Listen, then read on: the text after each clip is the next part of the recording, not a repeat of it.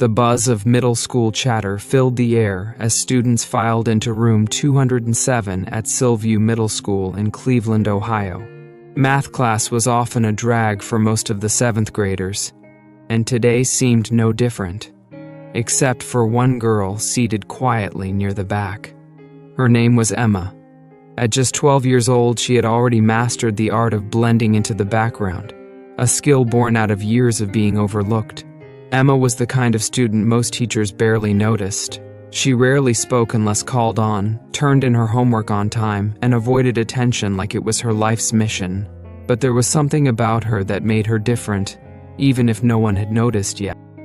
Her notebooks, for example, were filled with not just class notes, but advanced math problems far beyond her grade level, solved meticulously in the margins. It was her little secret. Her teacher, Mrs. Johnson, was the complete opposite. Known for her sharp tongue and unyielding standards, she had no patience for mediocrity. At 42, she was a seasoned educator who believed in tough love and didn't shy away from calling students out when she thought they were slacking. Some students feared her, others admired her no-nonsense demeanor. But today, frustration was etched across her face as she scanned the rows of slumped shoulders and blank stare. "This," she said, holding up a worksheet, "is basic algebra. Basic. And yet, half of you can't even figure it out." Her voice carried the kind of edge that silenced side conversations instantly. "I've been teaching this unit for weeks, and still, nothing." She slapped the paper onto her desk with a sigh that seemed to echo through the room. "What is it going to take to get you all to care?" Emma kept her eyes fixed on her notebook, pretending to review her work. She wasn't scared of Mrs. Johnson, not really, but she hated being the center of attention. She'd perfected the art of invisibility, and it had served her well so far. But today, her carefully constructed bubble of anonymity was about to burst. Paced at the front of the room, her heels clicking sharply against the tile. "You're going to see questions like these on every test from now until college, and if you don't understand them now, you're setting yourself up for failure." Her gaze swept the classroom, lingering on each student for just a second longer than was comfortable. Then her eyes landed on Emma. "Miss Davis," Mrs. Johnson said, her voice slicing through the silence. Emma's head snapped up in surprise, her stomach tightening. "You've been awfully quiet back there. Let's see if you've been paying attention." Emma's cheeks burned as the entire class turned to look at her. She wanted to melt into her seat, to disappear, but there was no escape. She forced herself to nod, her voice barely audible. "Yes, ma'am." But Mrs. Johnson wasn't done. She walked over to the board, grabbed a piece of chalk, and began scribbling furiously. The equation she wrote stretched across the board, a labyrinth of variables and exponents that looked like something out of a college textbook. Gasps and low murmurs rippled through the room as the students realized how absurdly difficult it was. The equation might as well have been written in another language for most of them. But Mrs. Johnson wasn't looking for volunteers. She turned to Emma with a raised eyebrow and gestured to the solve. Emma didn't move, at least not at first. The weight of the room's attention bore down on her, and the challenge hung in the air like a storm waiting to break. The room felt electric, every student watching Emma with a mix of curiosity and relief that they weren't in her position. Whispers rippled through the class, just loud enough for her to catch snippets. "No way she can do that. What even is that?" And of course a muffled laugh. Emma gripped her pencil tighter, her knuckles turning white. Her mind raced, not with panic, but with the instinctive calculations she'd been doing in secret for as long as she could remember. "Any time now," Mrs. Johnson said, crossing her arms and leaning against her desk. Her tone was laced with impatience, her smirk suggesting she didn't expect Emma to even try. "Or do you need a calculator?" The sarcasm drew a round of chuckles from the class, but Emma barely noticed. Her focus was narrowing, her thoughts aligning like pieces of a puzzle, her chair scraping the floor. It wasn't confidence that pushed her forward, but something quieter, something stronger, a determination that had been simmering just beneath the surface. She stepped to the front of the class, her sneakers scuffing against the tiles, and reached for the chalk. It felt cold in her hand, but she didn't hesitate. The room went silent, save for the faint hum of the overhead lights. Emma's eyes scanned the equation, her brain working at a speed that would have astonished anyone watching. Variables danced in her mind, each one clicking into place like gears in a finely tuned machine. She raised the chalk and started writing. At first, the class didn't know how to react. The initial letters and numbers she scrawled on the board seemed random, disconnected. But then, as more symbols filled the space, a pattern began to emerge. Emma's movements were deliberate, her strokes steady. She wasn't just solving the problem, she was untangling it, breaking it down into manageable pieces that fit together perfectly. Mrs. Johnson's smirk began to fade. She stepped closer to the board, her arms unfolding, as if seeing the equation anew through Emma's eyes. The room was so quiet now that the sound of the chalk against the board was almost deafening. By the time Emma reached the halfway point, the whispers had stopped. The class watched in stunned silence, their eyes darting between the board and Emma's face. She was calm, her expression focused but not strained. It was as if she had done this 100 times before, because, in some ways, she had scribbling equations into the margins of her notebooks, her weekends flipping through college-level math books she'd found at the library. All of it had led to this moment. Her throat, trying to regain her composure. "That's interesting," she muttered, but the wavering in her voice betrayed her surprise. Emma didn't respond. She didn't even look up. She was in her own world now, a place where the challenge wasn't daunting but exhilarating. The final stretch of the equation required multiple steps, each one more complex than the last. Emma paused for a moment, not because she was unsure, but because she was double-checking her work. Then, with a few swift movements, she wrote the final answer, circled it, and stepped back. The board was filled with her handwriting, a maze of numbers and symbols that somehow made perfect sense. She turned to face the class, her hands dusty with chalk, her breathing steady. Mrs. Johnson stood frozen for a moment, her eyes darting over the board. She traced the equation with her finger, muttering under her breath as she checked Emma's work. Finally, she stepped back, her expression unreadable.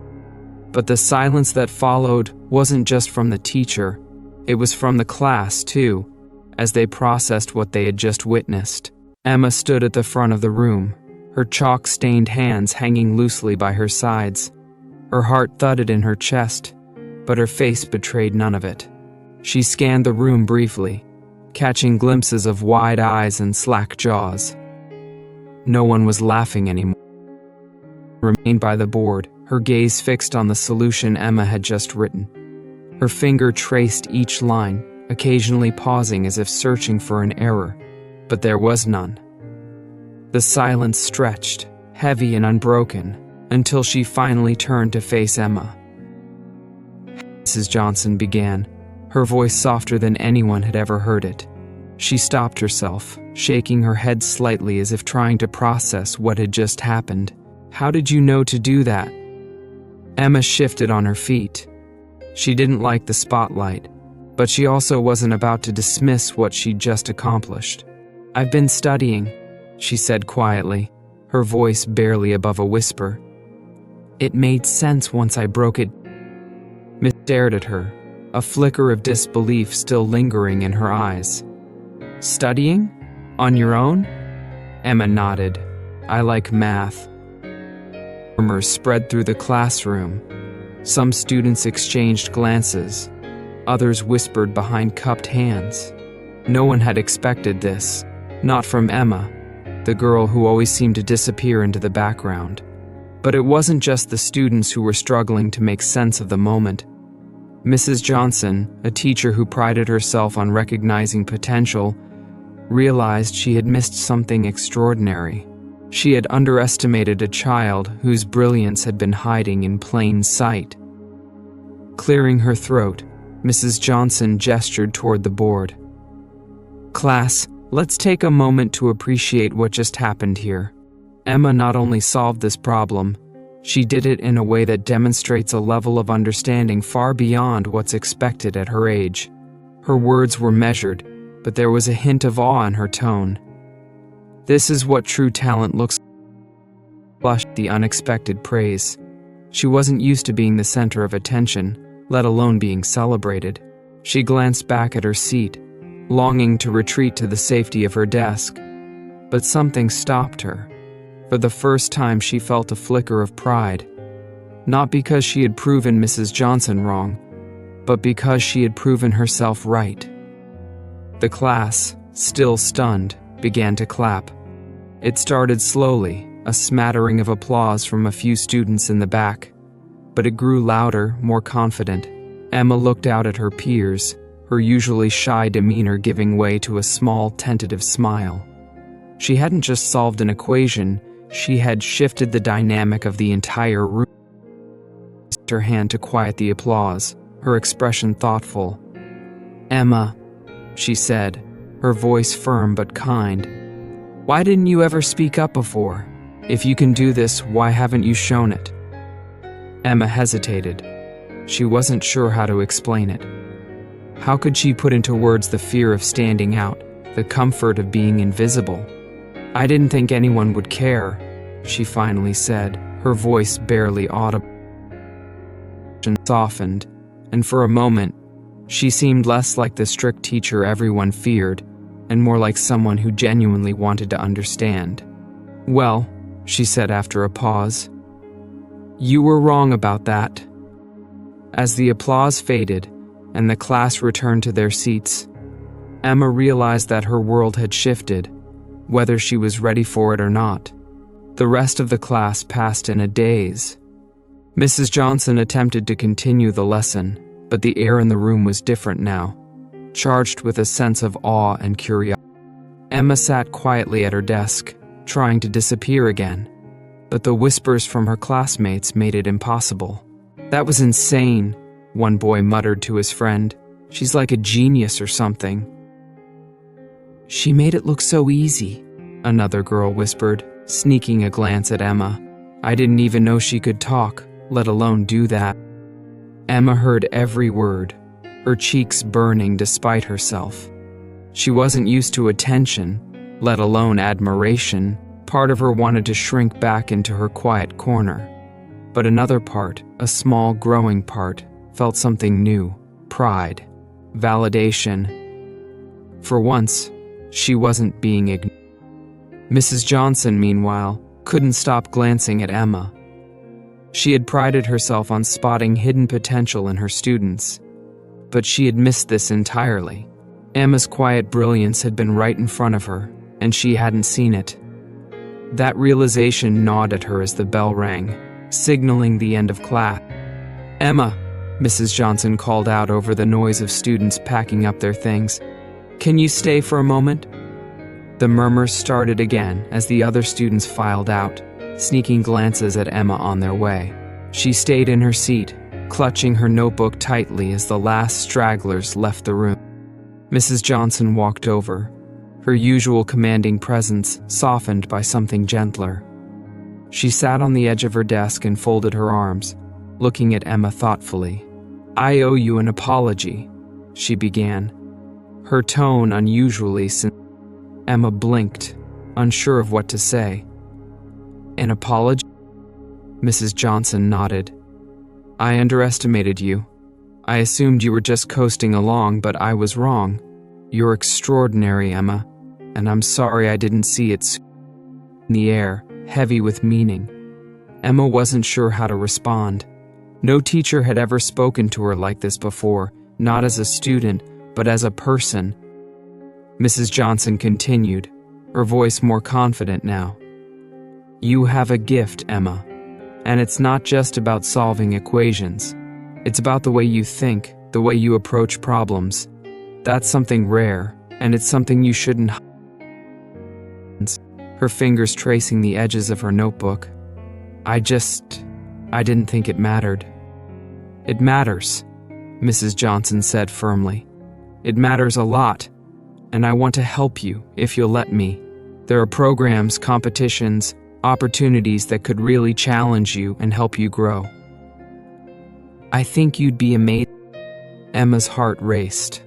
The idea of stepping out of her comfort zone, of embracing this part of herself, was terrifying, but it was also thrilling.